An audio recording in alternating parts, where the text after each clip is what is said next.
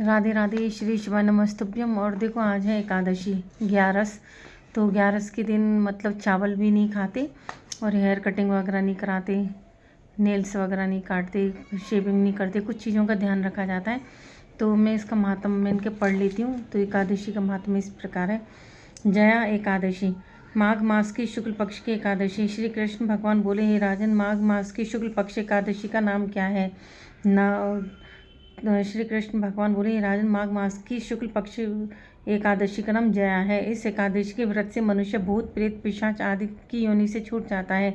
अतः इस एकादशी के व्रत को विधिपूर्वक करना चाहिए। हे राजन, मैं एक पौराणिक कथा कहता हूँ, उसे सुनिए। एक समय इंद्र स्वर्गलोक में राज्य करता था। वहाँ अमृत का पान कर नंदन वन में अप्सराओं के साथ आनंद पूर्वक क्रीड़ा करता था। एक समय इंद्र अपनी इच्छानुसार अप्सराओं के साथ रमण कर रहा था कि वह उन्हें नचाने लगा। उस जगह गंधर्व गान कर रहे थे। वहाँ गंधर्वों में प्रसिद्ध पुष्पदंत तथा उसकी लड़की व चित्रसेन की स्त्री मलिन ये सब थे।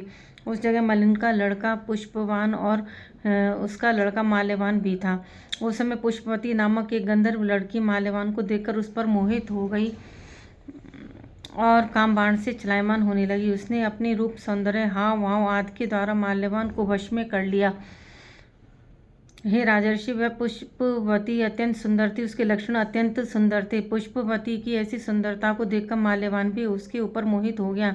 अतः ये दोनों कामदेव के वश में हो गए। परंतु फिर भी इंद्र के बुलाने पर नाच गाने के लिए जाना पड़ा और अप्सराओं के साथ अपना गान शुरू किया। यद्यपि वह नाच रहे थे, परंतु कामदेव के प्रभाव से उनका मन ना लगा और अशुद्ध गाने लगे। उनके भाव भंगमाओं को देखकर इंद्र ने इनके प्रेम को समझ लिया और श्राप दिया कि मेरे आज्ञा को उल्लंघन करने वाले मूर्खों, तुमने मेरा अपमान किया है, इसलिए पिशाच का रूप धारण करो और अपना कर्मफल भोगो। इंद्र का श्राप सुनकर वे अत्यंत दुखी हुए और हिमालय पर पिशाच बनकर दुखपूर्वक अपना जीवन व्यतीत करने लगे। उन्हें गंध, रस, स्पर्श आदि का कुछ ज्ञान नहीं था। उस जगह उन्हें महान दुख मिल रहे थे। रात दिन में उन्हें एक क्षण भी निद्रा नहीं आती थी। उस स्थान पर अत्यंत शीत थी, जिसके कारण उन्हें रोमांच खड़े हो गए। उनके दांत भी सर्दी से कटकटा रहे थे। एक दिन पिशाच ने अपनी स्त्री से कहा कि न मालूम हमने पिछले जन्म में कौन से पाप किए हैं, जिससे हमें इतनी दुखदाई यह पिशाच योनि प्राप्त हुई है। पिशाच योनि से नरक के दुख सहना उत्तम है। इसी प्रकार अनेक विचारों के करते हुए अपने दिन व्यतीत करने लगे। देवयोग से एक दिन माघ मास के शुक्ल पक्ष की जया नाम की एकादशी आई। उस दिन इन दोनों ने कुछ भी भोजन न किया और न कोई पाप कर्मी किया। उस दिन केवल फल फूल खाकर दिन व्यतीत किया और महान दुख के साथ पीपल के वृक्ष के नीचे बैठ गए। उस समय सूर्य नारायण अस्ताचल हो जा रहे थे। वह रात्रि इन दोनों ने एक दूसरे से सटकर बड़ी कठिनता से काटी। दूसरे दिन प्रातःकाल होते ही भगवान के प्रभाव से इनकी देह छूट गई। अत्यंत सुंदर अप्सरा और गंधर्व की देह धारण करके तथा सुंदर वस्त्रों तथा आभूषणों से अलंकृत होकर स्वर्गलोक को चले गए। उस समय आकाश में देवगण तथा गंधर्व उनकी स्तुति करने लगे। नागलोक में जाकर इन दोनों ने देवराज इंद्र को प्रणाम किया।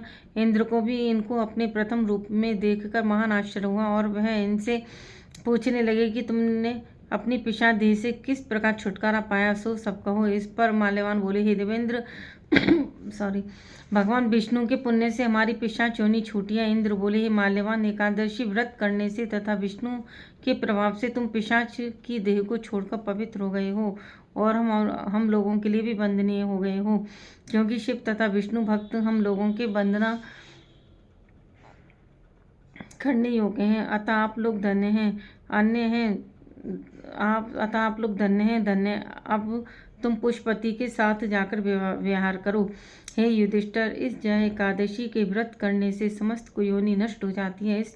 जिस मनुष्य ने इस एकादशी का व्रत किया, उसने मानो सब तप यज्ञ दान आदि किए हैं।